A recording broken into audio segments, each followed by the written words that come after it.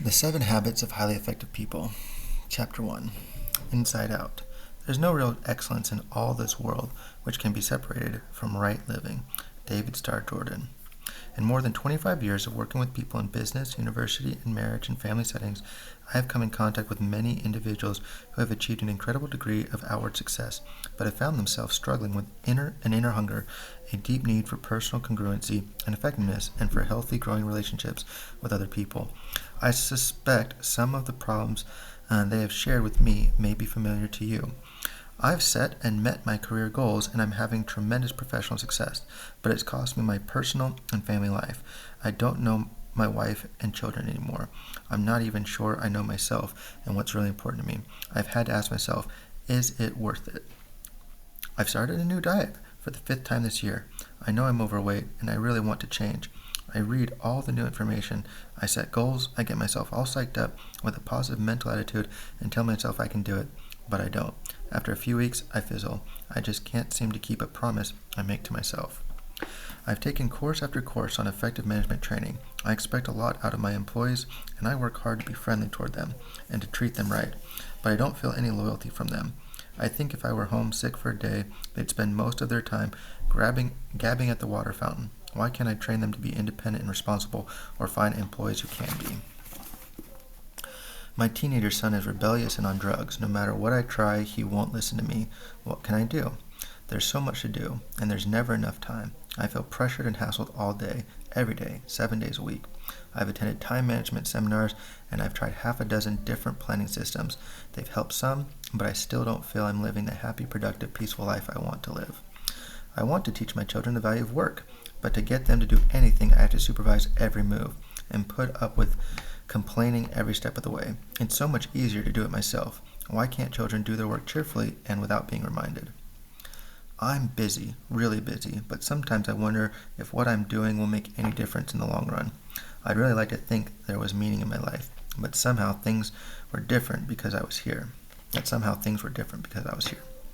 I see my friends or relatives achieve some degree of success or receive some recognition, and I smile and congratulate them enthusiastically, but inside, I'm eating my heart out. Why do I feel this way?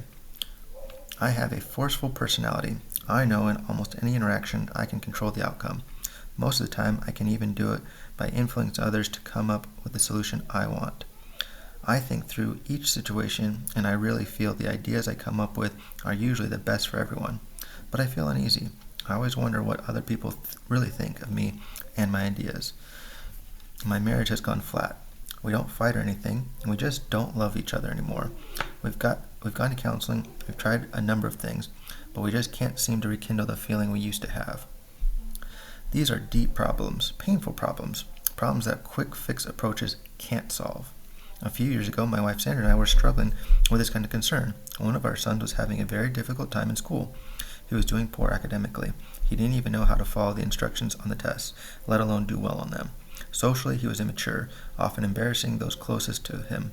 Athletically, he was small, skinny, and uncoordinated, swinging his baseball bat, for example, almost before the ball was even pitched. Others would laugh at him. Sandra and I were consumed with a desire to help him. We felt that if success were important in any area of life, it was supremely important in our role as parents. So we worked on our attitude and behavior toward him, and we tried to work on his. We attempted to psych him up by using positive mental attitude techniques. Come on, son, you can do it. We know you can. Put your hands a little higher on the bat and keep your eye on the ball. Don't swing till it gets close to you. And if he did a little better, we would go to great lengths to reinforce him. That's good, son. Keep it up. When others laughed, we reprimanded them. Leave him alone. Get off his back. He's just learning. And our son would cry and insist that he'd never be any good and that he didn't like baseball anyway. Nothing we did seemed to help, and we were really worried. We could see the effect this was having on his self-esteem. We tried to be encouraging and helpful and positive, but after repeated failure, we finally drew back and tried to look at the situation on a different level. At this time in my professional role, I was involved in leadership development work with various clients throughout the country. In that capacity, I was preparing bi-monthly programs on the subject of communication and perception for IBM's Executive Development Program participants. As I researched and prepared these presentations, I became particularly interested in how perceptions are formed, how they govern the way we see, and how the way we see governs how we behave. This led me to a study of expectancy theory and self-fulfilling prophecies, or the Pygmalion effect, and to a realization of how deeply embedded our perceptions are. It taught me that we must look at the lens through which we see the world, as well as at the world we see, and that the lens itself shapes how we interpret the world. As Sandra and I talked about the concepts I was teaching at IBM and about our own situation, we began to realize that what we were doing to help our son was not in harmony with the way we really saw him. When we honestly examined our deepest feelings, we realized that our perception was that he was basically inadequate, somehow behind. No matter how much we worked on our attitude and behavior, our efforts were ineffective because despite our actions and our words, what we really communicated to him was, "You aren't capable. You have to be protected." We began to realize that if we wanted to change the situation, we had to change ourselves. And to change ourselves effectively, we first had to change our perceptions.